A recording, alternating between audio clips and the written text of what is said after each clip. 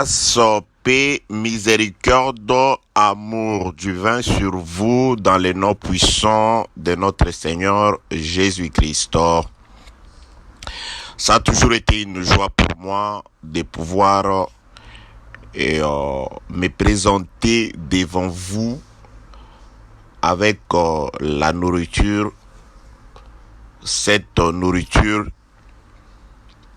qui subsiste pour la vie éternelle, selon que Jésus-Christ a déclaré: ne travaillez pas pour la nourriture qui périt, mais travaillez plutôt pour cette nourriture qui subsiste pour la vie. La nourriture éternelle, c'est le pain qui descend du ciel. Ça a toujours été une joie, vraiment l'allégresse profonde dans mon cœur lorsque les temps m'est accordé, la disponibilité m'est accordée par le Seigneur d'être celui par qui ces pains, qui est le fruit de la volonté de Dieu, vous est accordé, selon que lui nous a montré de demander ou nous a enseigné de pouvoir, dans notre prière, toujours demander ces pains quotidiens, le véritable qui finit avec la faim, le véritable qui donne la santé, car la parole de Dieu a des promesses pour la vie présente et la parole de Dieu est le seul billet ou le seul ticket qui nous introduit dans cette vie sans fin qui vient après cette vie. Que la paix, la grâce et la miséricorde de notre Dieu soient avec vous. Bien-aimés dans le Seigneur, nous sommes toujours dans cet enseignement intitulé la course vers les appartements. Là, c'est l'audio numéro 10. Prenons sans plus tarder le Saintes Écritures. Nous prenons notre texte de base. Je suis avec le frère Salomon dans son livre des Cantiques de Salomon. Prenons Cantiques des Cantiques, chapitre 1er, le verset 4e. Il est écrit: entraîne-moi. Je répète, là c'est la femme de Salomon qui parle. Entraîne-moi après toi, nous courons. Le roi m'introduit dans ses appartements. Nous nous égayerons, nous nous réjouirons à cause de toi. Nous célébrerons ton amour plus que le vin. C'est avec raison que l'on t'aime. Bien-aimé dans le Seigneur, je répète que ça c'est l'audio numéro 10. Ce qui revient à dire qu'il y en a 9 avant. Donc, si vous ne tombez que sur cet audio, la grâce de Dieu nous a toujours conduit de manière à ce que chaque audio, quoique faisant partie d'un enseignement, soit une prédication toute faite. Donc, vous allez certainement vous retrouver. Vous allez certainement vous égayer. Vous allez certainement vous introduire dans les appartements où se célèbre la fête de l'Éternel. Et pour comprendre l'enseignement ou pour bien maîtriser certains paramètres, donc il vous est aussi conseillé de pouvoir en tout cas rechercher les audios précédents. Je bénis les Seigneurs pour vous qui nous contactez. Je bénis les Seigneurs pour vous qui nous appelez. Et en tout cas, nous avons toujours été touchés. Ça, je vous dis que Dieu vous bénisse. Vous qui nous avez toujours encouragés dans cette œuvre. Vous qui nous avez toujours sollicités. Et sans vous mentir, vos mots, vos encouragements, vos appels, vos exhortations, en tout cas vos remarques, nous ont toujours été un sujet de motivation, mon frère, ma soeur. Chérie, vous savez, chaque fois que vous m'appelez, vous m'interpellez, ou vous vous plaignez du fait qu'un temps long se passe entre les audios, vous savez, vous faites comme me réveiller. Parfois, on se laisse entraîner par certaines, par la fatigue, par l'oubli. Mais il suffit qu'on se rende compte que cette parole est salutaire. C'est aussi une façon pour nous de pouvoir reconnaître la grâce de Dieu qui nous rappelle toujours notre devoir. Ne vous en faites pas. Vous en avez le droit de pouvoir nous rappeler que nous avons aussi le droit de pouvoir vous alimenter.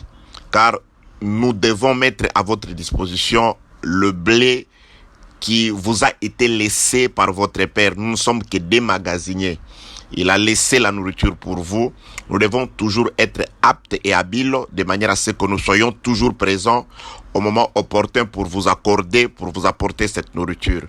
Que la paix, la grâce et la miséricorde de Dieu soient sur tous les enfants de Dieu.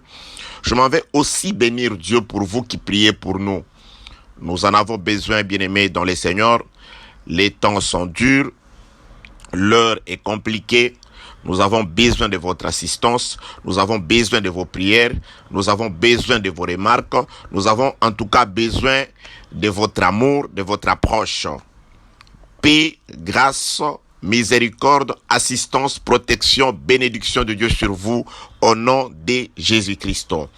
Je bénis les Seigneurs, aussi bien-aimés dans les Seigneurs, pour cette grâce que le Seigneur est en train de faire.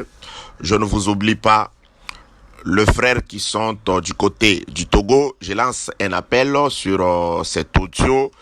Vous qui, si vous avez la connaissance d'une assemblée du côté du Togo, en tout cas, veuillez nous communiquer. Nous avons des frères qui nous suivent ou qui nous ont contactés après avoir écouté les audios, qui ont besoin en tout cas de pouvoir s'assembler avec le bien-aimé qui sont du côté du Togo. Ou vous qui êtes, vous qui habitez le pays avoisinant le Togo, en tout cas, faites-nous signe de manière à ce que nous puissions vraiment localiser le bien-aimé qui nous contacte depuis ce pays. Paix, grâce, miséricorde de Dieu sur vous tous, les bien-aimés qui sont du côté, qui sont du côté, je dirais, en Corée du Sud, et je vous salue. Mettons tout entre les mains, remettons plutôt tout entre les mains de Dieu. Au moment opportun, il accomplira les désirs de nos cœurs. Il permettra à ce que nous avons arrêté puisse s'accomplir. Je m'en vais bénir le frère de partout. Vous êtes très nombreux sur toute la planète à pouvoir nous contacter, à pouvoir nous appeler, nous envoyer les messages.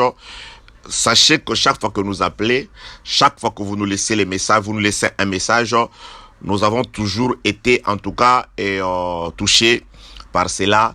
Et cela montre vraiment que le travail qui est en train d'être fait vaut toute la peine d'être fait avec beaucoup de sérieux, avec beaucoup de conscience et beaucoup d'amour. Que la paix, la grâce et la miséricorde de Dieu soient sur vous tous. Ça, c'est le désir le plus ardent de mon cœur. Et que la parole de Dieu vous relève. Et que la parole de Dieu vous fortifie. Vous qui êtes en train de pleurer, vous qui êtes triste, la seule consolation, c'est la parole du Seigneur.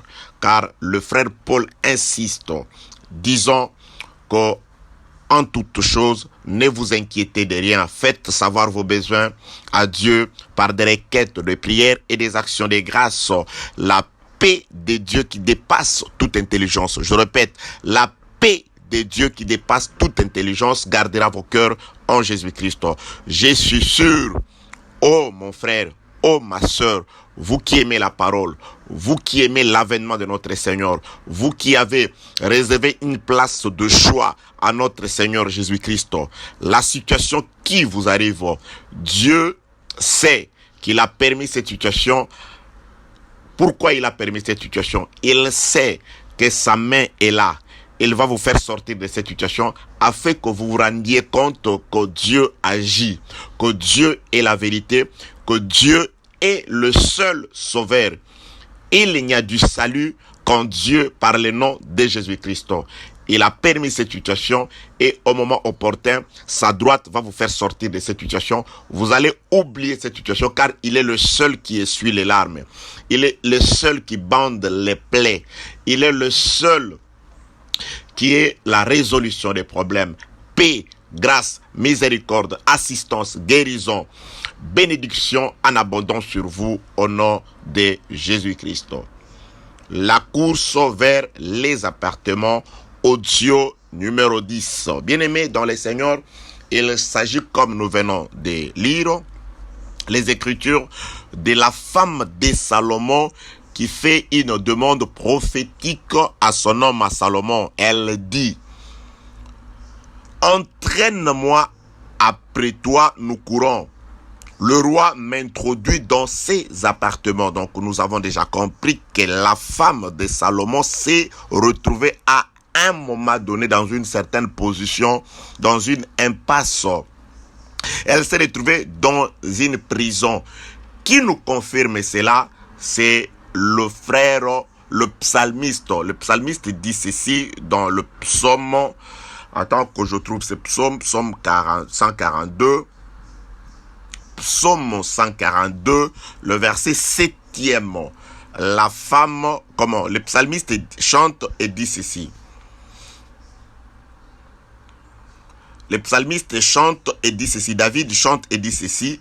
Psaume 142, le verset 7e, il est écrit: tire mon âme de sa prison, afin que je célèbre ton nom. Le juste viendra m'entourer quand tu m'auras fait du bien. Tire mon âme de sa prison, afin que je célèbre ton nom. Le juste viendra m'entourer quand tu m'auras fait du bien. Donc nous avons compris que cette femme, laquelle dans la version d'Arbi, elle dit: tire-moi, nous courons après toi. Donc la femme a besoin de se rendre dans les appartements de Salomon, mais elle comprend que la marche passe par un certain processus. D'abord, l'homme doit la tirer de la prison. Tire mon âme de sa prison. Donc nous étions prisonniers. Nous étant la femme de Salomon, nous étions prisonnières comme femme quelque part, et Salomon devrait nous tirer de là. Elle devrait venir à notre rencontre dans la prison et nous entraîner avec lui, c'est-à-dire nous faire sortir de la prison, nous libérer de la prison. C'est ce que la femme dit: tire-moi, nous courons. C'est-à-dire, lorsque l'œuvre de la croix, qui a été la méthode ou la façon par laquelle Jésus-Christ, notre époux, le véritable Salomon, le plus que Salomon, nous a tirés de la prison, car il est descendu de la prison. Par la mort, il nous a libérés de la mort. Par la souffrance, il nous a libérés de la souffrance. Le fait de pouvoir devenir péché, il nous a libérés du péché. Il nous a fait sortir du pays des ténèbres. C'était par sa mort, c'était par ses souffrances, c'était par le fait qu'il a accepté de porter sur lui nos iniquités, de porter sur lui nos péchés. Bref, l'œuvre de la croix a permis à ce que les seigneurs descendent dans la prison où nous étions, captifs du péché, captifs de la mort, captifs des ténèbres, captifs du mal. Jésus-Christ est descendu de là, il nous a entraînés avec lui, il nous a fait sortir avec lui. Que la paix, la grâce et la miséricorde de Dieu soient avec vous. Après la sortie de la prison, après notre délivrance, notre libération, la femme prophétise, elle dit: tire-moi, c'est-à-dire entraîne-moi, mais après toi, nous courons. C'est là où nous avons dit que la marche vers les appartements, la femme prophétise cette marche sous forme d'une course.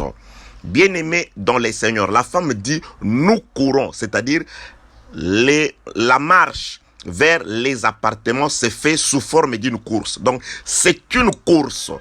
Comme chaque course, elle a des règles. C'est pourquoi la femme donne une règle d'or de la course quand elle dit: nous courons, mais après toi. C'est-à-dire, la règle, c'est de courir. Ce n'est pas de marcher à pas normal, mais c'est de courir. Et cette course se fait selon un positionnement prophétique.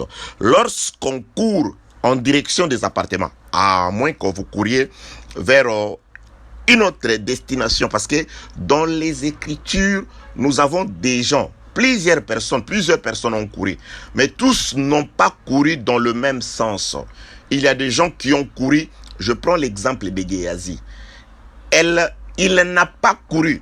Attendez, moi je retrouve l'exemple de 2 rois. L'exemple de Géasi, 2 rois. Attendez, 2 Samuel plutôt. Et 2 Samuel, l'exemple de Géasi. Attends, je vais chercher 2 rois, je crois.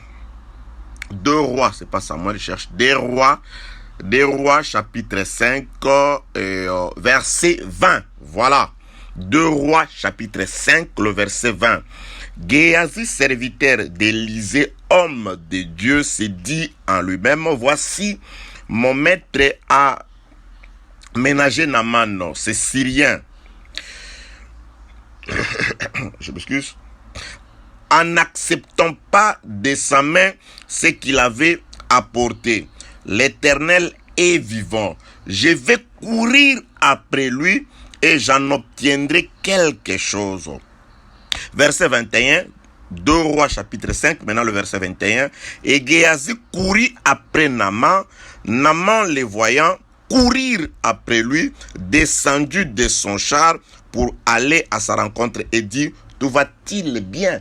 Bien-aimé dans le Seigneur, je suis en train de dire ceci. Nous sommes dans la course vers les appartements. Donc, c'est-à-dire, c'est une course qui a une destination donnée. Nous prêchons, nous exhortons, nous censurons, nous donnons aussi des lignes à suivre. Nous exhortons, bien-aimés dans le Seigneur, toute course n'est pas celle voulue par Dieu. C'est bien de courir, mais le problème c'est la destination. Vous courez vers où? Vous courez vers l'obéissance ou vous courez vers la désobéissance? Il y a des gens qui sont habiles. Les psalmistes le disent. Ils ont des jambes habiles à faire le péché. C'est-à-dire, ils courent avec facilité vers le mal. Vous voyez, il y a des personnes qui pêchent avec toute facilité, sans rancœur. C'est-à-dire, ils peuvent mentir sans rancœur. Et après, ils ne se soucient pas. Ils cherchent même des excuses. Ils commettent le péché. Il est à l'aise, il est tranquille, il cherche même des justifications. Vous l'attrapez dans le péché, vous l'attrapez en train de pouvoir transgresser la parole du Seigneur. Il est à l'aise, il cherche des prétextes, il vous présente des arguments et il y a même des plis audacieux qui vont trouver les arguments pour se couvrir de leurs péchés ou pour justifier leurs péchés dans les Écritures. Vous voyez des personnes qui courent, mais qui courent dans la mauvaise direction. Ils sont comme Géasi, le serviteur d'Élisée. Élisée guérit Naaman. Naaman apporte des présents à Élisée. Élisée, pour manifester l'œuvre de la croix, qui dit que ce n'est pas nous qui avons, c'est-à-dire nous n'avons rien donné à Dieu pour qu'il nous donne en avance. C'est-à-dire c'est Dieu qui a donné à l'homme le prix de sa vie, le prix de son sang pour notre salut. Donc, si Élisée, je dis dans ce contexte-là, avait accepté, je dis dans les contextes où Élisée, Naaman représente les nations, ça c'est Jésus-Christ qui dit, il est dit, du temps d'Élisée, n'y avait-il pas plusieurs lépreux sur le territoire israélite? Pourquoi est-ce que ce ne fut que Naaman, un étranger, les Syriens, que Jésus-Christ guérit? Donc, il parlait du départ de la grâce de Dieu, de la faveur du Seigneur qui devrait quitter Israël pour aller du côté des nations. Donc, dans ce contexte-là, Jésus-Christ se typifie lui-même. Il se présente comme le type véritable de Élisée. Il est le véritable Élisée. Et Naaman représente l'église. Donc, c'est-à-dire les gens qui devraient, comme la reine de Saba, venir d'une autre extrémité, venir de loin et venir rafler la grâce à Israël qui était tout près de Dieu. Et dans ce contexte-là, nous n'avions rien à donner parce que l'humanité n'avait aucun sacrifice à offrir. Il n'y avait rien que l'humanité pouvait offrir pour leur salut. Nous n'avons rien donné pour les saluts. Le salut est gratuit. C'est pourquoi Jésus-Christ aussi, dans ce contexte, dit à ses disciples, vous avez reçu gratuitement, donnez aussi gratuitement. Donc, c'est-à-dire, nous n'avions rien à donner. C'est Élisée qui a offert les sacrifices de notre salut. Nous avons été purifiés de la véritable lèpre qui était le péché, qui nous effaçait du royaume de Dieu parce qu'un lépreux ne restait pas sur le territoire israélite. Donc, nous étions des lépreux, nous avons été chassés du territoire comme par Adam. Et c'est Jésus-Christ qui est venu. C'est lui qui a offert. C'est lui qui a donné sa vie. Nous n'avions rien à donner parce que nous n'avions même pas de sacrifice qui pouvait agréer Dieu. C'est pourquoi il est écrit, tu n'as voulu ni sacrifice. Vous voyez, tu n'as accepté ni holocauste. Entre parenthèses, tout ce qui s'est donné selon la loi. Mais tu as dit, voici, tu m'as formé un corps pour faire ta volonté. Donc, c'est Dieu qui, par Jésus-Christ, a offert les sacrifices pour notre salut. Tous les sacrifices donnés par les hommes n'étaient pas acceptés par Dieu. Ou c'était juste des sacrifices qui ne pouvaient pas agréer le cœur de Dieu afin que le péché soit pardonné. Raison pour laquelle Élisée, comme Jésus-Christ, il ne pouvait pas accepter un présent de Naaman afin d'accomplir, tu n'as voulu ni sacrifice, tu n'as agréé ni holocauste. C'est-à-dire, Naaman représente l'humanité.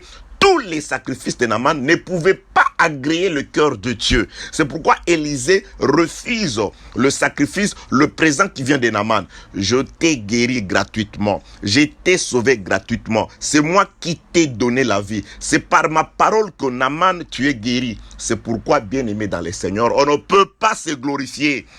C'est lui qui a quitté la gloire. C'est lui qui a quitté le ciel pour nous sauver, pour nous guérir. Que la paix, la grâce et la miséricorde de Dieu soient avec vous. Je suis allé là-bas, je suis dans l'exhortation pour parler de la course. On peut courir, mais dans la mauvaise direction. Vous regardez, vous voyez? Donc, Élisée, comme Jésus-Christ, refuse ces présents-là. Il dit de Naaman, non, je ne prendrai rien de toi. Rentre avec... Vas-y, rentre avec tes présents. Et Géasi, par cupidité, vous voyez? Il fait une course motivée par la cupidité. Il y a aujourd'hui des gens qui font la course motivés par la cupidité. Il est en train de courir pour faire des prédications, de circuler même, de faire des voyages. Mais les mobiles dans le cœur, c'est la cupidité. Il y en a de ceux. Il se déplace uniquement parce qu'il veut aller prêcher pour qu'on lui donne l'argent. Il y a des gens qui n'aiment pas écouter ça, qui disent que je décourage les... Frère, personne qui est envoyé par Dieu ou qui a le ministère authentique ne se laissera décourager, même par qui que ce soit. Si Dieu vous a envoyé, quels que soient les messages, vous n'allez pas vous décourager. Ce que j'ai dit, c'est que Naaman fait une course. Naaman court, mais dans la mauvaise direction. Pourquoi? Parce qu'il est motivé par la cupidité. Il va courir. Je ne parle pas de Naaman, je parle de Géasi, s'il vous plaît. Géasi court, mais dans la mauvaise direction, motivé par la cupidité. Il court avec cupidité comme mensonge, et ce qu'il utilise, il utilise les noms d'Élisée. Il dit, Élisée a reçu de la visite.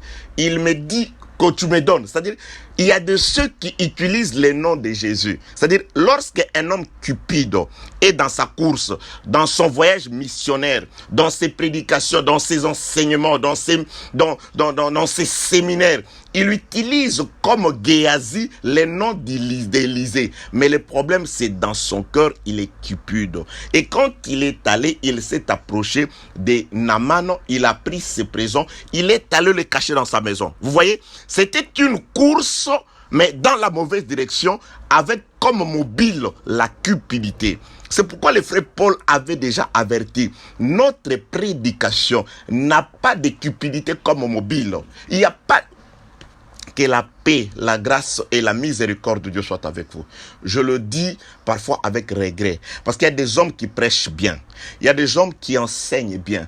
Mais lorsqu'ils voyagent, eux-mêmes, ils savent dans leur cœur, les mobiles, c'est la cupidité. Les mobiles, c'est un besoin de la terre. C'est un besoin du monde. Il y a des gens qui ne restent pas sur place tout simplement parce qu'ils sont en quête d'argent. C'est pas qu'ils se soucient des âmes. Ils sont en quête de l'argent. Ils veulent accomplir certains de leurs désirs charnels et ils utilisent la parole de Dieu. Ils utilisent la révélation. Ils utilisent ce qu'ils écoutent de nous.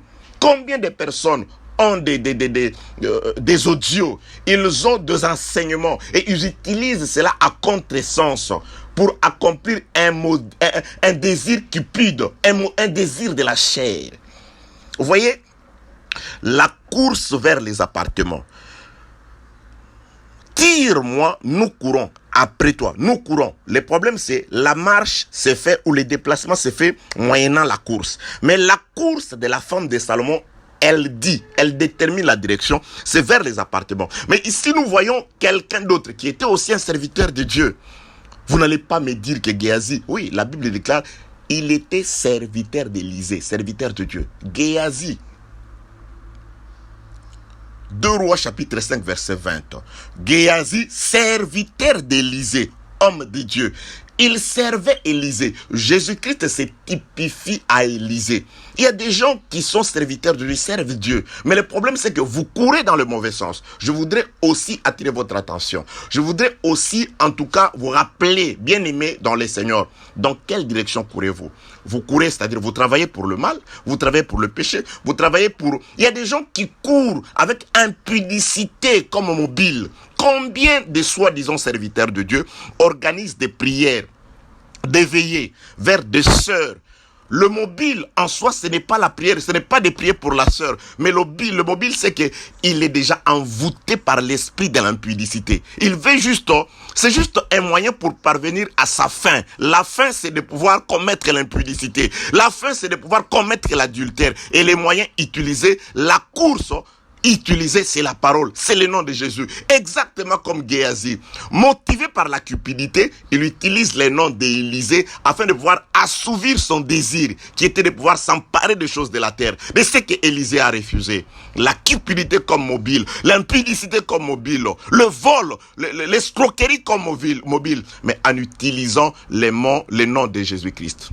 Gloire soit rendue à Dieu parce que le Saint-Esprit par le frère Pierre l'avait déjà dit. Ils trafiqueront de vous au moyen des paroles flatteuses. C'est-à-dire, ils feront un trafic, un commerce, un business sur vous au moyen des paroles, des paroles flatteuses. C'est-à-dire, ils utiliseront les noms de Jésus-Christ pour s'enrichir. Ils vont commercer. Ils vont s'enrichir du commerce avec la femme. Que la paix, la grâce et la miséricorde de Dieu soient avec vous. Donc nous sommes dans la course. C'est pourquoi nous avons dit ceci. Nous allons dire beaucoup de choses. Parce que la course, c'est le problème. Il y a les positionnements. La femme dit, nous courons après toi. Et il y a aussi la destination. Vous courez vers quelle destination? Vous voyez ici Géasi. C'est un serviteur de Dieu, mais il court vers une mauvaise destination. Il court avec un mauvais mobile, mais il a emballé ces mobiles dans les noms d'Élysée. Vous courez, vous parcourez la terre, vous parcourez le pays, province, je ne sais pas où vous allez. Vous enseignez, vous dites enseigner, vous utilisez le nom de Jésus-Christ. Mais le mobile dans le cœur, c'est ça le problème. Le mobile, Dieu regarde le mobile. Quel que soit ce que vous dites, Dieu regarde le mobile. C'est ça Géasi. Il court, il est dans une course, mais pas vers les appartements de Salomon, mais vers la mauvaise direction, vers Naaman. Le problème c'est quoi? C'est de pouvoir contredire la parole de Dieu. La parole dit, on ne reçoit pas de Naaman. Lui, il va au nom de la parole pour contredire la parole. Que la paix, la grâce et la miséricorde de Dieu soient avec vous. Donc je suis allé dans l'exemple de Géasi et juste pour nous dire qu'il y a certes plusieurs personnes qui courent, mais le problème c'est qu'il y a une règle à respecter. Si vous courez en désobéissant aux règles, sachez que vous courez en vain. Vous courez dans la mauvaise direction. La direction c'est les appartements et dans les appartements il y a quelqu'un qui est devant et nous on est derrière. Je m'excuse, bien-aimé dans les Seigneurs. Voilà. Donc, la course vers les appartements, c'est une démarche qui nous a fait sortir ou qui nous conduit depuis notre libération, c'est-à-dire notre sortie de la prison, parce que il nous a tirés de là. Et quand il nous a tirés, il nous a délivrés. Maintenant, on doit se diriger, on doit regarder. Ah, voilà que nous sommes sortis de la prison. Quand on sort de la prison, dans quelle direction dois-je m'orienter? Vers chez moi? Vers les amis? Vers quelle direction? Non. On t'a fait sortir de la prison pour te diriger vers les appartements. Mais comment saurais-je la direction des appartements, le chemin des appartements? Ne t'en fais pas. C'est celui qui t'a fait sortir de la prison, c'est celui-là qui t'indique les chemins. Mais comment saurais-je que c'est lui-là qui m'a fait sortir de la prison? Parce qu'il se tiendra devant toi. Parce que nous courons, mais après toi. Toi, tu commences les pas. Toi, celui qui nous a sauvés, Jésus-Christ, tu commences les pas et nous, on marche sur cette trace. Alléluia. Que la paix, la grâce et la miséricorde de Dieu soient avec vous. Dans l'audio numéro 9, il fallait que je puisse parler de la course. J'avais voulu commencer avec la lecture, alors l'audio s'est arrêté. Donc comme ça avait fait déjà 1 heure, donc on avait promis de pouvoir poursuivre dans cet audio numéro 10. Lisons les Écritures. Je prends 1 Corinthiens chapitre 9e. 1 Corinthiens chapitre 9. Nous avons dit ceci avant la lecture. Je récapitule ce qui a été dit dans l'audio passé. Nous avons été en prison. Jésus-Christ, comme dit Cantique des Cantiques chapitre 1 verset 4, entraîne-moi. Donc c'est-à-dire il devrait descendre comme nous en prison et nous entraîner, nous prendre avec lui et nous faire sortir de la prison. On a donné beaucoup d'exemples, en tout cas, c'est pas en vain qu'il y a 9 audios. Les exemples sont légion qui ont été donnés afin de pouvoir nous faire comprendre ces mouvements-là. Alors, quand Jésus-Christ nous fait sortir de la prison, de la mort, maintenant, on doit courir. Et la course, les frères Paul parlent de ça. Nous ne parlons pas en vain. Nous ne parlons pas en l'air, mais nous parlons par rapport à la parole de Dieu, afin que s'accomplisse ce qui est écrit dans le livre des Proverbes. Même l'insensé, quand il se tait, il passe pour sage. Un ministre, un prédicateur de l'évangile, c'est un insensé qui doit apprendre à se taire. Lorsque vous enseignez, taisez-vous, fermez votre bouche. Se taire veut tout simplement dire anéantir son raisonnement, anéantir sa pensée, mais laisser le Sauveur seul parler. Car le salut, c'est par la parole. Et la parole, c'est la pensée de Dieu. Que la pensée de l'homme devienne stérile. Que tout raisonnement humain devienne stérile et que Dieu seul s'exprime et que Dieu seul parle. C'est ça, sauter, afin de se faire passer pour un sage. Lorsque l'insensé se tait, il devient sage. Les hommes ont parlé avant que Jésus-Christ ne vienne. C'était un discours insensé parce que aucun de ces discours n'a pu sauver l'homme, n'a pu ramener l'homme à la vie. Jusqu'à ce que le Seigneur vienne. Alors Job dit, lorsqu'il s'est présenté à la place de la porte, le vieillard mettait, c'est-à-dire tout le monde se taisait. Personne ne parlait. C'était le silence. On laissait Job parler. Ça, c'est le temps où il est entré. Parce que l'Éternel Dieu dit à Habakkuk, et dans son temple, la terre doit garder silence. Toute la terre doit garder silence. Tout homme doit garder silence. Seule la voix du Seigneur doit se faire entendre. Parce que c'est lui la voix qui sauve. C'est lui la parole qui sauve. C'est lui le seul et l'unique sauveur. Donc c'est le temps de laisser Jésus-Christ parler. Et Jésus-Christ, quand il parle, il ne marche que sur les traces de ce qu'il a déjà dit. Par rapport à la parole de Dieu. Par rapport aux Écritures. Nous n'inventons pas. On n'est pas des magiciens. Mais nous rappelons ce que Dieu veut que nous disions par rapport à ce qu'il a déjà dit dans la parole. 1 Corinthiens chapitre 9e. Rien de nouveau. Nous ne vivons que ce que le peuple qui nous a précédés a vécu. Et ceux qui viendront après ne vivront que ce que nous sommes en train de vivre aujourd'hui. 1 Corinthiens chapitre 9e. Je commence au 24e verset. Ne savez-vous pas que ceux qui courent dans les stades courent tous, mais qu'un seul remporte le prix? Courez de manière à le remporter. j'avais expliqué dans l'audio numéro 1 d'où était venu au frère Paul de pouvoir tirer cet exemple de la course. Donc, il ne l'a pas inventé.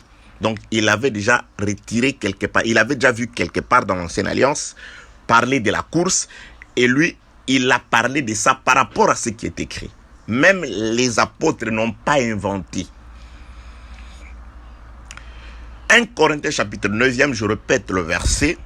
Ne savez-vous pas que ceux qui courent dans les stades courent tous, mais qu'un seul remporte le prix? Courez de manière à les remporter. Donc là, le frère Paul s'adresse à l'église. Il compare toute l'église aux athlètes. Il dit, de même que dans un stade, il y a plusieurs personnes qui courent, mais qu'un seul remporte les prix. Vous aussi, c'est-à-dire nous aussi, l'église du Seigneur, les disciples de Jésus, ceux qui sont assidus à la discipline de Jésus, courons tous. Dans l'église, la marche, c'est la course. De manière à remporter les prix, c'est-à-dire nous qui sommes plusieurs, soyons les seuls qui remportent le prix. Mais qui est celui qui va remporter les prix? Il y a combien de personnes, il y a combien de membres dans l'église de Jésus-Christ? Mais pourquoi, poussé par le Saint-Esprit, le frère Paul dit qu'il n'y a qu'un seul qui va remporter les prix? Donc, à la manière des hommes, une chance sur 1 milliard ou je ne sais pas, il y a combien de croyants sur la terre. À la manière littérale, ça paraît ainsi. Mais à la manière de Dieu, nous allons comprendre, ce n'est pas ça. Alors, je rentre dans l'explication des textes très importants. Le frère Paul prend le coureur, les athlètes naturels du monde qui courent dans les stades, il dit qu'ils sont plusieurs. Et un seul remporte la couronne. Et il nous compare à nous les croyants, à ces coureurs-là. Il dit, de même qu'eux courent pour les prix, nous aussi nous courons. Mais lorsque nous courons, le frère Paul met un accent. Il dit, courons.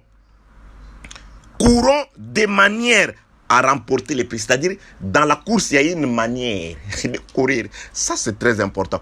Bien aimé, lorsque vous courez, il faut qu'on vous enseigne sur les manières qu'il faut courir pour remporter les prix. Oh oui. Il y a quelqu'un dans les Écritures qui reconnaît le manière. Je mets entre parenthèses. Je vais parler ici. Je vais exhorter sur les manières de courir. Il y a quelqu'un déjà. C'est pourquoi j'ai dit tout ce que les prophètes ont dit, les apôtres ont dit, ils l'ont lu quelque part. Paul ne peut pas parler de manière. Dans la course, il y a une manière de courir. Cette manière qui ressemble au vainqueur. Il faut courir de manière à remporter les prix. Que la paix, la grâce et la miséricorde de Dieu soient avec vous. Prenons les Écritures. David dit quelque chose. Je suis avec... je cherche mon frère David. Je suis dans le 2e livre de Samuel. Attendez, je suis dans le 2e livre de Samuel. Je prends 2 Samuel chapitre 18, le verset 19. Nous sommes dans la manière de courir. La femme dit, tire-moi, après toi nous courons. Nous avons déjà démontré que quand vous courez, localisez la destination. La destination, c'est les appartements. Le frère Paul compare les appartements à la couronne. Il dit, courez vers la couronne. Parce que ceux qui courent, ils courent avec objectif de remporter une couronne. La direction, c'est la couronne. La direction pour la femme, c'est les appartements. Et il y a une manière de courir. Il y a une manière de courir. Paul dit, courez de manière ou de façon. C'est quelle façon? Le frère David avait déjà vu qu'il y a des gens qui courent avec des manières de vainqueurs. Écoutez ce que le frère David dit. Ou ce qui est écrit dans le second livre de Samuel, chapitre 18, le verset 19 d'abord. Je vais sauter. Achimath, fils de Tsadok, dit, laisse-moi courir et porter au roi la bonne nouvelle que l'Éternel lui a rendu justice en le délivrant de la main des ennemis. Ici, Achimath s'adressant au chef de l'armée Joab, il dit, ok, maintenant Absalom est mort. On a déjà parlé sur Absalom, il y a beaucoup de choses encore à dire, à redire sur Absalom. J'avais dit ceci. La mort de d'Absalom, certes, était la bonne nouvelle. Pourquoi? Parce que Absalom persécutait David. La présence, la vie d'Absalom faisait que David et ses hommes puissent s'éloigner de Jérusalem, la cité de Dieu. Absalom vivant, David et ses hommes étaient éloignés de la cité de Dieu. Mais Absalom, c'est le fils de David. Donc, lorsque les fils étaient vivants, David, le père, Dieu et ses hommes étaient éloignés de la cité de Dieu, de la cité des promesses, là où Dieu avait mis son nom. Exactement. Quand Jésus était vivant, le Fils était vivant, Dieu et ses enfants ne pouvaient pas régner sur le peuple, ne pouvaient pas régner sur Jérusalem véritable, à l'église. Pourquoi? Parce que Jésus était vivant. Il fallait que Jésus meure. La mort de Jésus, c'est la mort du fils du roi. C'est Absalom qui meurt. Mais la mort d'Absalom est une bonne nouvelle pour les hommes de David, car ils reconnaissent que c'est lui qui nous barrait le chemin pour ne pas vivre à Jérusalem. Parce que ces hommes-là, de David, ils avaient abandonné et perdu leur maison, leur bétail, leurs plantations, leurs femmes, certaines leurs femmes, parce qu'ils se sont éloignés de Jérusalem. Donc pour récupérer ce qui était à eux, ce qu'ils avaient perdu, ce qu'ils avaient abandonné, ce qu'ils avaient laissé, la seule issue, c'était de récupérer, c'était la mort du fils du roi. Oui, nous étions dans les jardins d'Éden. Nous avions toute la gloire et l'éternité. Nous avions perdu cela. La seule façon de retourner au jardin, de récupérer ce qui était à nous, c'était la mort du fils du roi. Donc il fallait que le fils du roi, véritable Jésus-Christ, meure. Mais n'oubliez pas, lorsque Jésus meurt, c'est le Fils de Dieu qui meurt. Ce n'est pas n'importe qui. Quoique ça a ramené les hommes de David, quoique la mort de Jésus nous a ramené à Jérusalem véritable, c'est-à-dire auprès de Dieu, dans la cité de Dieu, dans les jardins que Dieu avait créés pour nous, nous sommes rentrés, mais c'est le Fils de Dieu qui est mort. Vous voyez le contraste? C'est pourquoi nous nous réjouissons par la mort de Jésus, parce que elle a permis à ce que nous puissions retrouver ce que nous avons perdu par les péchés d'Adam. Mais pour Dieu, ce n'est pas un jour de joie, c'est un jour de deuil. C'est pourquoi nous disons, nous nous réjouissons à l'église, mais nous n'oublions pas que l'église, c'est la maison des fêtes, parce que c'est là que nous retrouvons ce que nous avons perdu. C'est aussi la maison du deuil, parce qu'il y a la présence du cadavre. Pas n'importe quel cadavre, mais les cadavres du corps du Fils de Dieu. C'est pourquoi Achimat dit, laisse-moi courir et porter la bonne nouvelle que l'Éternel lui a rendu justice en délivrant de la main ses ennemis. Il parle de la mort d'Absalom comme la bonne nouvelle. Mais cette bonne nouvelle, bien sûr, c'est une bonne nouvelle, comme je viens de l'expliquer. Elle permet la fin de la guerre. La guerre est finie. La victoire est rassurée. C'est pourquoi j'ai dit, toute guerre dans ta vie, dans ma vie, elle est nulle et sans effet au nom de Jésus, parce que le Fils de Dieu est déjà mort. Le sang a déjà coulé. Pas le sang de n'importe qui, mais le sang d'Absalom. Le sang d'Absalom a annoncé la fin de la guerre. C'est fini. Les hommes de David doivent retourner récupérer. La mort de Jésus nous ramène à récupérer ce que nous avons perdu. La mort de Jésus nous ramène à recevoir ce qui est à nous. Nous étions glorieux, nous étions puissants, nous étions élevés, nous vivions l'immortalité. Nous l'avons perdu par le péché d'Adam. Maintenant qu'Absalom véritable Jésus-Christ est mort, nous allons rentrer. C'est pourquoi cet homme appelle la mort d'Absalom la bonne nouvelle. Il est fier de courir, il dit non, je veux courir. Je dois courir parce que la nouvelle de la mort de Jésus, on l'annonce en courant. C'est pourquoi la femme dit, on sort.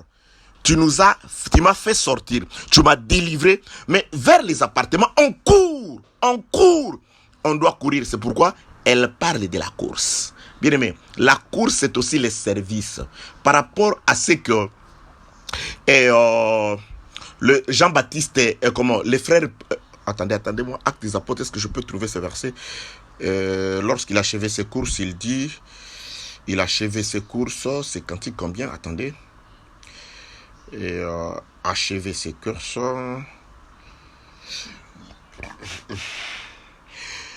Actes des Apôtres, je crois, chapitre 13. Attendez, je cherche le verset. Paul parle aussi de la course, je crois. Actes des Apôtres, chapitre 13, le verset 25. Et lorsque Jean achevait sa course, il disait, je ne suis pas celui que vous pensez, mais voici après moi celui de pied duquel je ne suis pas digne de défier ce soulier. Donc ici, on parle de la vie des gens, de la mission des gens comme une course. Lorsque Jean achevait sa course, c'est-à-dire il achevait sa mission sur la terre, il achevait de prêcher, d'annoncer la nouvelle selon qu'il lui a été donné. Donc la mission des gens, c'était une course. Le frère Paul dit aussi quelque chose. Actes des Apôtres, toujours, Actes des Apôtres, chapitre 20, le verset 24. Mais je ne fais pour moi-même aucun cas de ma vie, comme si elle m'était précieuse, pourvu que j'accomplisse ma course avec joie. Et le ministère que j'ai reçu du Seigneur Jésus d'annoncer la bonne nouvelle de la grâce de Dieu. Donc, les ministères, j'accomplisse ma course, mon ministère avec joie. C'est pourquoi j'insiste, bien aimé, le ministère c'est une course. Les ministères c'est une course, mais vers les appartements, pas vers... Naaman, vous avez entendu Géaz, c'était un serviteur, un ministre d'Élysée dans l'ombre de Jésus-Christ. Mais il accomplit sa course dans la mauvaise direction parce qu'il est motivé par la cupidité. Il y a des gens qui sont motivés par l'impudicité. Il y a des gens qui sont motivés par l'escroquerie, par le gain. Qui prêchent l'évangile à cause d'un gain sordide, qui prêchent l'évangile à cause des besoins de la terre, à cause de la gloire. Il y a même de ceux qui le font à cause de la gloire. Ils veulent être glorifiés. Ils veulent qu'on parle d'eux. Ceux-là sont... Oui, il m'arrive parfois, vous parlez avec un serviteur, dit, cet homme-là, je l'ai écouté parler. Non, il parle très bien. Lui, tout ce qu'il dit là, mais c'est moi, c'est nous, c'est grâce à nous. Grâce à vous ou à quelqu'un d'autre, quand quelqu'un parle bien, il parle bien. Bien aimé, il faut apprendre à apprécier la grâce. Je ne parle pas d'homme. Apprécier la grâce ne vous enlève rien. Si vous êtes 10, c'est pour la gloire du Seigneur. Si vous êtes 100, c'est pour la gloire du Seigneur. Si Dieu multiplie le nombre de ceux qui parlent bien, c'est pour la gloire de Dieu. Pourquoi ça te fait mal? Pourquoi tu veux qu'on ne parle que de toi? Tu es le seul, tu crois que tu es capable de pouvoir évangéliser la terre tout entière? Tu crois, même dans la ville où tu es, tu n'as même pas évangélisé. Même dans ton quartier, tu n'as pas évangélisé tout le monde. Que la paix, la grâce et la miséricorde de Dieu soient avec vous. Le problème, c'est le mobile. Vous parlez bien, certes, mais quel est le mobile? Vous voulez qu'on parle de vous. Vous voulez qu'on élève que vous. Vous voulez qu'on glorifie comme vous. Vous voulez... il a parlé, il a cité le nom, mais il n'a pas cité le nom d'un tel. On n'est pas toujours obligé de citer ton nom. On n'est pas toujours obligé de parler de toi. Ce n'est pas toujours obligatoire. On peut aussi parler des autres sans parler de toi. Mais ça n'a pas marché parce que dans son livre, il n'a pas cité mon nom. Oh, bien-aimé, tu en fais tout un problème. Et tu empêches même les gens de pouvoir écouter ou de lire ces livres-là parce qu'on n'a pas parlé de toi. Mais ça, c'est quelle motivation dans le cœur? Tu cours, mais vers une mauvaise direction. Tu vas vers Géasi. Que la paix, la grâce et la miséricorde de Dieu soient avec vous. Donc ici, je suis revenu prendre l'exemple de Jean-Baptiste et de Paul qui expriment la course comme les ministères, comme l'œuvre de Dieu, comme la mission. La mission, nous la faisons sous forme d'une course. Quand on parle de course, nous allons revenir dans 1 Corinthiens chapitre 9. Il y a la manière et il y a des règles à respecter dans le ministère, dans l'exercice du ministère ou dans la foi. nous courons vers les appartements, direction, tout en respectant les règles. On positionne l'homme devant et nous sommes derrière. Que la paix, la grâce et la miséricorde de Dieu soient avec vous. Donc, mais je n'ai fait pour moi, acte 20-24, de moi-même aucun cas de ma vie, comme si elle m'était précieuse, pourvu que j'accomplisse ma course avec joie. Et le ministère que je reçus du Seigneur Jésus-Christ d'annoncer la bonne nouvelle de la grâce de Dieu. Je rentre dans ce que dit Achimath. Achimath dit ceci. 2 Samuel 18-19, Achimath, fils de Tsadok, dit, laisse-moi courir et porter au roi la bonne nouvelle que l'Éternel lui a rendu justice en les délivrant de la main de ses ennemis. Ici, il appelle la bonne nouvelle la mort du fils du roi, la mort d'Absalom, parce que la mort d'Absalom met fin à la guerre. La mort d'Absalom a anéanti la force qui empêchait les hommes de David de retourner et de récupérer leurs biens. La mort de Jésus-Christ met fin à la guerre. Bien-aimés, Jésus-Christ les a dépouillés, les autorités et les dénominations, et il les a publiquement rendus en spectacle à la croix. L'œuvre de la croix nous a donné la victoire. L'œuvre de la croix a mis fin à la guerre. C'est fini. Et nous rentrons, nous récupérons. C'est pourquoi je t'ai dit, tu dois récupérer ce qui est à toi. Au nom de Jésus-Christ, ce qui est spirituel comme ce qui est matériel. Au nom de Jésus-Christ, tu dois récupérer ta liberté. Au nom de Jésus-Christ, tu dois récupérer ta prospérité. Au nom de Jésus-Christ, tu dois récupérer ta vie, ta santé. Au nom de Jésus-Christ, parce que le véritable sang du Fils du véritable roi, Dieu, Jésus-Christ, son sang a coulé. Il est mort. C'est ça la bonne nouvelle. Et Achimath dit, laissez-moi courir. La bonne nouvelle, c'est une course, c'est une mission. La mission, c'est d'annoncer la mort du fils du roi. De rappeler aux gens, c'est fini, n'ayez plus peur.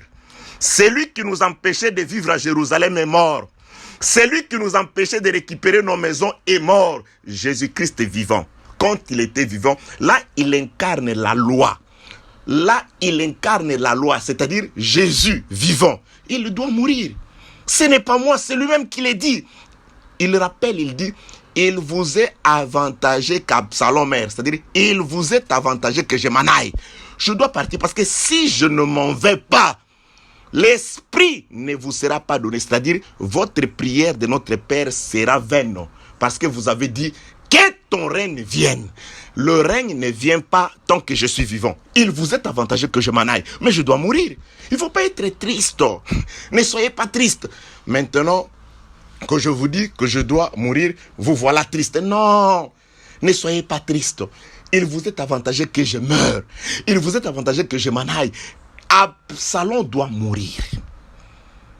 Ouais, j'avais déjà dit, doucement avec les jeunes Absalom. Un autre jour, j'avais promis que c'était un enseignement très profond. Doucement. Il doit mourir, mais doucement. Attention à la façon de mourir, de tuer les seigneurs. Attention. L'écriture aussi, cher prédicateur. Lorsque vous tuez l'écriture, attention. Parce que l'écriture, on doit aussi les tuer. C'est ça, Absalom. Il faut tuer l'écriture. Il faut briser l'écriture. Il faut rompre l'écriture. Il faut déchirer l'écriture. Mais attention. Toute l'écriture ne se rompt pas de la même façon. Tous les sacrifices ne se tuaient pas de la même façon. On ne tue pas un pigeon avec une machette. On ne tue pas un pigeon de la même façon qu'on égorge un agneau. Attention, attention. Que la paix, la grâce et la miséricorde de Dieu soient avec vous. 2 Samuel chapitre 8 verset 19. Achimath, fils de Tsadok, dit, laisse-moi courir et porter au roi la bonne nouvelle que l'Éternel lui a rendu justice en les délivrant de la main de ses ennemis. Il dit, je dois aller courir, c'est-à-dire la course et le ministère. Et ce ministère, c'est vers le roi. Vous voyez ici, il court vers le roi avec comme objectif apporter la bonne nouvelle, mais qui n'est pas la nouvelle de la naissance d'Absalom, mais la nouvelle de la mort d'Absalom. C'est pourquoi le jour de la mort est plus utile et plus important que le jour de la naissance. Parce que lorsqu'il est né, C'est un fils qui est né pour Israël. Et lorsqu'il meurt, c'est un enfant, c'est un fils qui est donné. Il est donné. Il est donné pour la vie de ceux qui étaient morts. Donc, Jésus-Christ meurt, ça c'est la bonne nouvelle. La bonne nouvelle pour nous, l'humanité. La bonne nouvelle pour nous qui n'étions pas Israël quant à la chair. Nous voici aujourd'hui comme olivier sauvage, greffé à l'olivier naturel. Notre bonne nouvelle est liée à la mort de Jésus. Par son sang, un champ a été acheté, appelé Akeldama, là où on a enterré les étrangers sur le territoire de Jérusalem. Donc la mort de Jésus a fait que les étrangers qui n'avaient pas de repos, parce que la mort c'est aussi le repos à Jérusalem, puissent trouver du repos à Jérusalem dans la cité de Dieu. Aujourd'hui, nous sommes rentrés dans la cité de Dieu, nous les étrangers, grâce à un sang, grâce au prix de Jésus-Christ, de la vie de Jésus. Il meurt, cet argent est utilisé par les sacrificateurs afin de pouvoir nous acheter un lieu de repos. C'est pourquoi j'ai dit, à Jérusalem, nous n'avons pas de place comme des vivants. Nous avons des places comme des morts. C'est-à-dire, la chair doit mourir. Les œuvres du monde doivent mourir. L'homme ancien doit mourir. C'est l'homme spirituel qui trouve une place auprès de Dieu, dans la cité de Dieu. Que la paix, la grâce et la miséricorde de Dieu soit avec vous, bien-aimés, dans les seigneurs. Donc, Achimat appelle la mort d'Absalom la bonne nouvelle. Et cette bonne nouvelle, on l'annonce en courant. C'est pourquoi la femme dit, nous courons. C'est une mission. La femme a la mission. Que la paix, la grâce et la miséricorde de Dieu soient avec vous. Le temps nous fait défaut. Laissez-moi finir. Je saute. Il y a beaucoup de choses à dire ici, mais je suis obligé de sauter. Dès Samuel toujours, j'atterris et... j'atterris au verset 2 Samuel chapitre 18, je saute, j'atterris au verset 27e. Écoutez maintenant lorsque Achimat arrive. 2 Samuel 18, verset 27. La sentinelle dit, la manière de courir du premier me paraît celle d'Achimat. Alléluia. Oui, l'audio prochain, je vais m'atteler ici sur la manière de courir. Parce que Paul dit, courez de manière à remporter les prix. Or, ici, la sentinelle qui regarde, parce que David est dans la maison, il attend que la sentinelle annonce. Qui sont? Il y a deux personnes. Mais la manière de courir du premier, du premier me paraît celle d'Achimat. Qui est Achimat? C'est celui, le fils de Tzadok, qui avait dit, laissez-moi courir, aller annoncer la bonne nouvelle. C'est-à-dire, il a la bonne nouvelle. Quelle nouvelle? Il ne vient que pour parler de la mort d'Absalom. Oh roi, il est mort. C'est-à-dire, la bonne nouvelle, c'est la mort de Jésus. Bien aimé, il n'y en a pas une autre.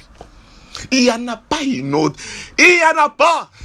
Toutes les nouvelles sont débutaires, c'est-à-dire sont tout autour de la seule nouvelle qui est la mort de Jésus. C'est pourquoi une prédication qui ne traverse pas la croix, c'est une prédication vaine. Une prédication qui ne traverse pas par la croix, c'est une prédication vaine. La résurrection, c'est par l'œuvre de la croix. La vie, c'est par l'œuvre de la croix. Les saluts, c'est par l'œuvre de la croix. L'assistance temporaire, la guérison, c'est par la bonne nouvelle, la mort du véritable Absalom, la mort de Jésus-Christ. Ça, c'est la seule bonne nouvelle, bien-aimés. La bonne nouvelle, c'est dans le nom de Jésus. Jésus-Christ est Christ crucifié. C'est la mort de Jésus. Oui, je viens là-bas parce que nous sommes dans la course. Paul dit courez de manière. Ça c'est l'exhortation de. C'est pas la mienne, c'est du frère Paul. Courez de manière à remporter les prix.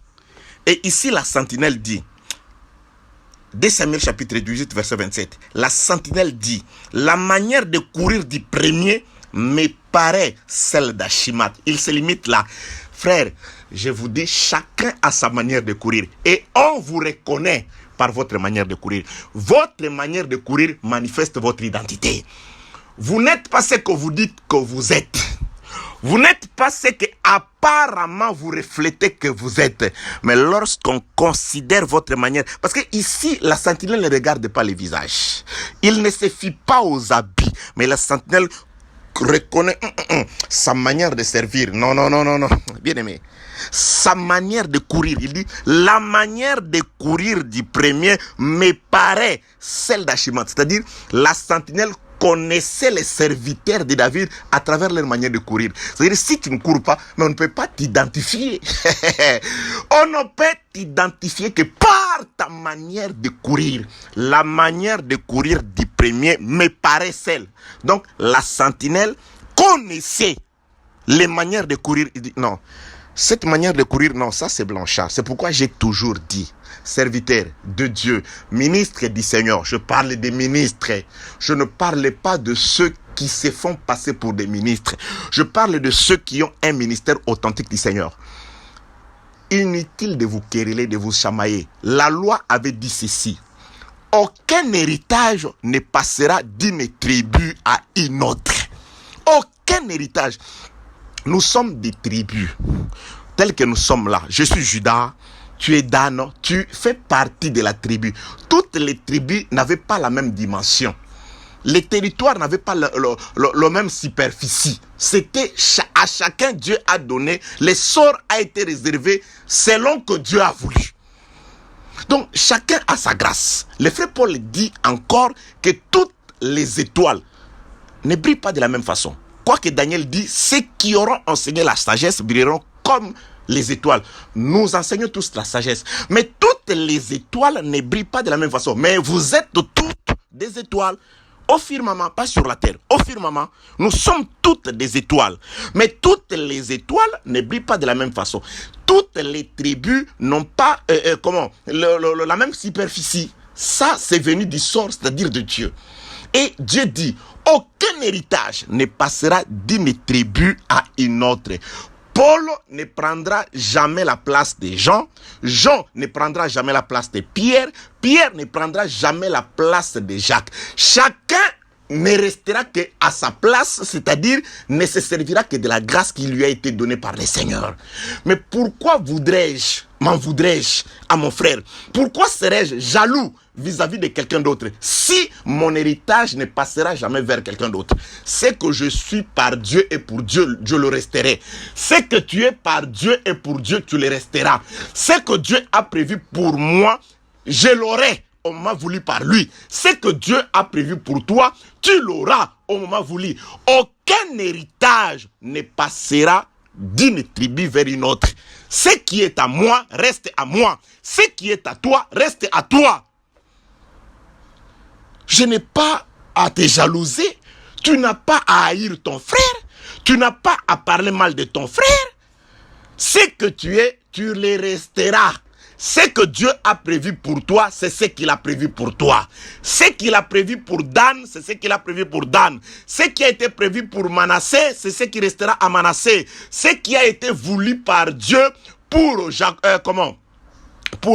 Nephtali, restera pour Nephtali.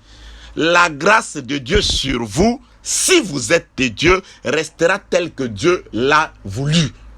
Inutile de vous chamailler, inutile de pouvoir vous quereller. Même les enfants de Dieu, ta bénédiction ne dépend ni de ta bravoure, ni de la volonté de quelqu'un de la terre, mais de Dieu, qui te bénira afin d'accomplir sa parole. Dieu te bénit pour accomplir sa parole, et non pour faire plaisir à quelqu'un de ce monde. Que la paix, la grâce et la miséricorde de Dieu soient avec vous.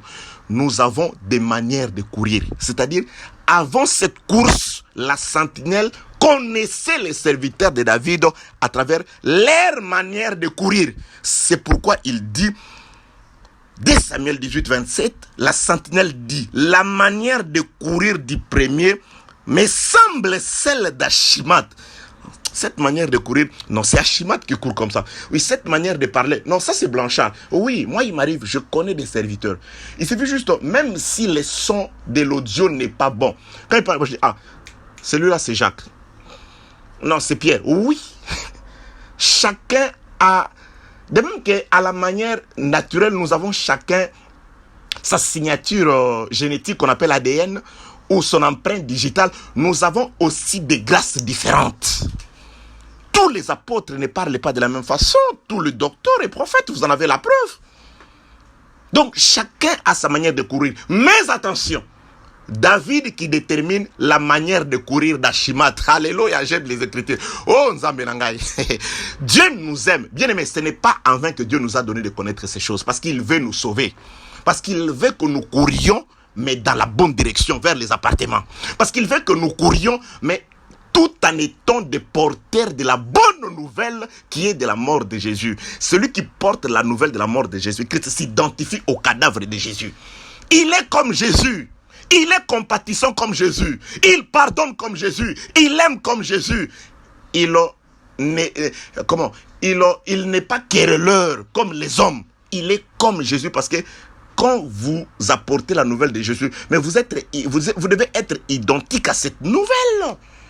Nous sommes identiques, ou nous sommes appelés à être identiques avec ce que nous annonçons, avec ce que nous prêchons, avec ce que nous disons. Écoutez 2 Samuel chapitre 18, le verset 27e, c'est là où nous allons mettre un point virgule. La sentinelle dit, la manière de courir du premier me paraît celle d'Achimat, fils de Tzadok. Et le roi, c'est-à-dire là David se prononce. Quand on lui dit, la manière de courir, c'est la manière de courir des blanchards. Maintenant, Dieu, après avoir écouté que Blanchard, je me réserve, que Achimat courait, et cette course, c'est la course d'Achimat. Maintenant, David va identifier Achimat. La sentinelle dit, la manière de courir du premier me paraît celle d'Achimat, fils de Tzadok. Et le roi dit, c'est un homme de bien. Il apporte de bonnes nouvelles. Bien aimé dans le Seigneur, un homme de bien apporte de bonnes nouvelles. Ici, la bonne nouvelle, ce n'était pas non, voilà, David, ceux qui avaient pris tes brebis, ils vont les rendre. Non, la bonne nouvelle, c'était juste la mort d'Absalom. C'était juste la mort du fils. La bonne nouvelle qu'Achimat portait, quelle que soit sa manière de courir, quoique identifié par sa manière de courir, c'était la mort d'Absalom.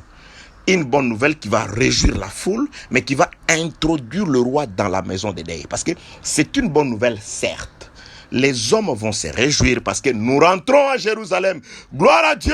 Absalom est mort. Nous rentrons à Jérusalem. Nous rentrons récupérer ce que nous avons perdu. Mais David pleure un fils. C'est pourquoi j'ai dit, l'église, c'est la maison des fêtes parce que nous retrouvons la gloire d'autrefois. C'est aussi la maison des deuils.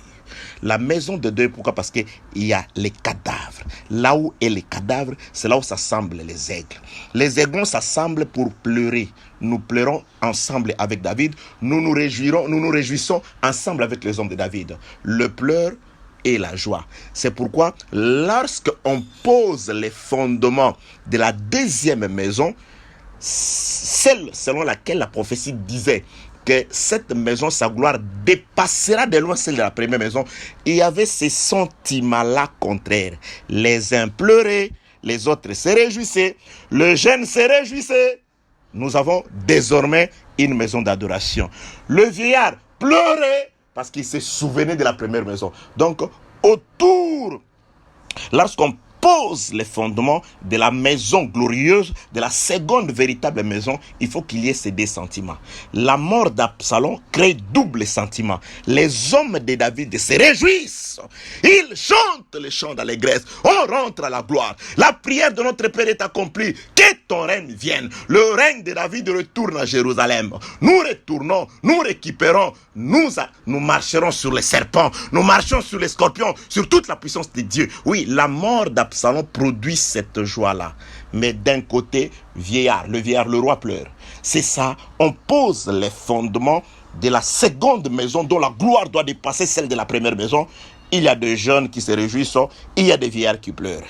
Que la paix, la grâce, la miséricorde et l'amour de Dieu soient avec vous dans le nom puissant de notre Seigneur Jésus-Christ. Amen.